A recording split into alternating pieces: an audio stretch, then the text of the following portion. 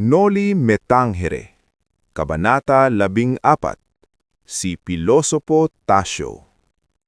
Si Pilosopo Tasio ay dating Don Anastasio. Siya ay laging laman ng lansangan, walang tiyak na direksyon ang kanyang paglalakad. Nang araw na iyon ay dumalaw din siya sa libingan upang hanapin ang puntod ng nasirang asawa. Ang pagkakilala kay Tasio ng mga mangmang ay isang taong may toyo sa ulo o baliw. Anak siya ng mayaman, pero dahil sa katalinuhan niya ay pinahinto sa pag-aaral mula sa dalubhasaan ng San Jose. Natatakot kasi ang kanyang ina na dahil sa pagtatamo niya ng higit na mataas na kaalaman, baka makalimutan niya ang Diyos. Isa pa, gusto ng kanyang ina na siya ay magpare. Pero hindi niya ito sinunod at sa halip ay nag-asawa na lamang siya. Gayunman, pagkaraan ng isang taon, namatay ang kanyang asawa. Inukol na lamang ni Tasio ang sarili sa pagbabasa ng mga aklat hanggang sa mapabayaan niya ang kanyang mga minanang kayamanan.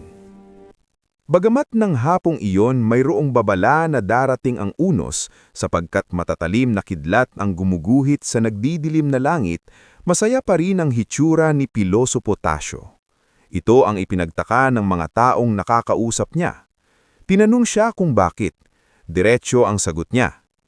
Ang pagdating ng bagyo ang tangi kong pag-asa sapagkat ito ang magdadala ng mga lintik na siyang papatay sa mga tao at susunog sa mga kabahayan. Sana magkaroon din ng delubyo sapagkat may 10 taon na ngayon isinuhestyon ko sa bawat kapitan ang pagbili nila ng tagahuli ng kidlat o pararayos, ngunit ako ipinagtawanan lamang ng lahat. Ayon pa sa kanya, hindi binili ng mga kapitan ang kanyang pinabibili at sa halip ay mga paputok at kuwitis ang kanilang binili at binayaran ang bawat dupikal ng kampana, gayong sa agham ay mapanganib ang tugtog ng mga batingaw kapag kumukulog. Iniwanan ni Tasio ang kausap at nagtuloy ito sa simbahan.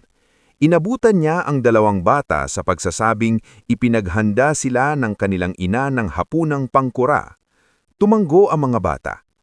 Luwabas ng simbahan si Tasio at nagtuloy sa may kabayanan. Nagtuloy siya sa bahay ng mag-asawang Don Filipo at Aling Doray. Masayang sinalubong ng mag-asawa at itinanong kung nakita niya si Ibarra na nagtungo sa libingan.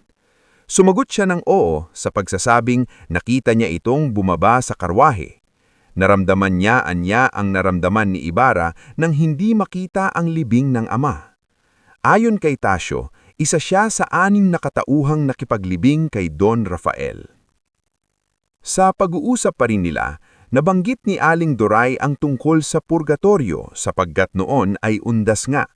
Sinabi ni Tasio na hindi siya naniniwala sa purgatorio, pero sinabi niyang iyon ay mabuti, banal, at maraming kabutihan ang nagagawa nito sa tao upang mabuhay ng malinis at dalisay na pamumuhay. Binigyang diin pa niya na ang purgatorio ay siyang tagapag-ugnay ng namatay sa nabubuhay.